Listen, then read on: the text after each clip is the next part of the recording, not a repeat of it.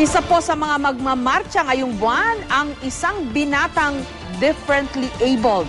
At ang nakakatuwa pa, kasabay niya rin gagraduate sa kinuhang vocational course ang kanyang ina na matyaga siyang sinamahan sa pag-aaral.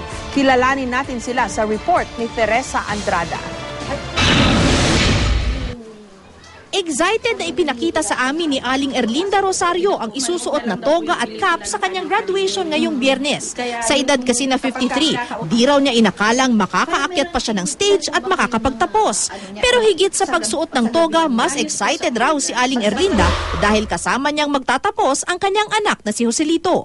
Proud ba kayo na magkasama kayo ng anak niyo? Opo. Hindi ko po ikinakahiya yun. Saka parang naramdaman ko kasi po nung kabataan ko po kasi walang nagpaaral sa akin. Parang nagbawi ako po. Nagtapos ng high school si Joselito noong 2007 pero di na niya nagawang makapagkolehiyo dahil sa kahirapan. Higit sa kakulangan ng pera, mas malaking hamon para sa binata ang kanyang kapansanan.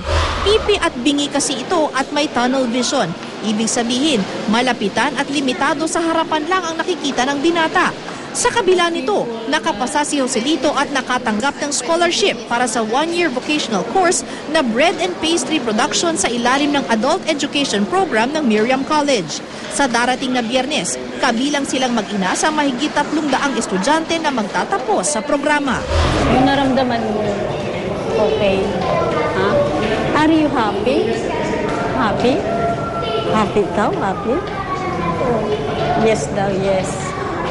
Yes daw po, masaya daw po siya. Gusto niya talagang magkaroon ng pagkakaiba yung buhay niya. Na gusto naman niya maranasan yung buhay na medyo maginhawa siya. Kasi nakikita niya nga po yung kahirapan namin, kakulungan, kakawalan sa pera. Nung una, kailangan pang ihatid sundo ang anak para iwas disgrasya. Kaya ang naisip ni Aling Erlinda, nahihiya naman po ako na lagi ko na lang ipakikisuyo na ipakikisabay po sa kanila. Kaya nag-decide po ako na mag-enroll na rin po para mas dalawa kaming magtulungan. Kasi kung siya lang po, mahirap po siya maka-catch up kaagad. So, kinakailangan magabayan ko po siya para dalawa po kaming tulong.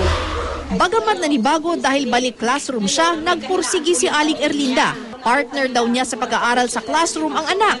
Siya ang nagsisilbing interpreter sa mga bagay na hindi maintindihan o mabasa ni Joselito. Determinado raw ang anak na makatulong na maiangat ang buhay nilang mag-anak. Bukod nga sa pag-aaral sa gabi, pumasok na rin bilang janitor sa isang mall ang binata. At ngayong magtatapos na, umaasa ang mag-ina na kahit papano'y magbubukas ito ng mas malaking oportunidad para sa kanila. Kahit daw po may kapansanan, hindi daw po hadlang na sila'y makapag-aral sa mga school. Teresa Andrada, GMA News.